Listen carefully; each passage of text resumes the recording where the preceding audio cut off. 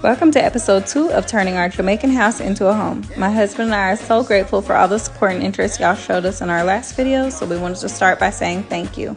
But without further ado, here is the highly requested kitchen cabinet reveal. After going through this process, this is what we've learned. Number 1, utilize your space wisely. Bring your cabinets all the way to the ceiling for extra storage. Number 2, do what works for your family. My husband and I have 75 and a half kids, so we needed a good pantry.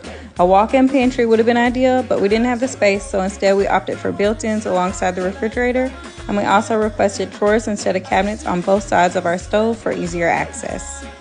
The total for the cabinets and hardware came to $1,254,000, which was roughly $8,360 US. These cabinets were custom built by Mr. Peter, and he's based in Manchester. I'm not going to blast his information all over the internet, but if you would like his contact, please DM me. So what do y'all think? Let me know.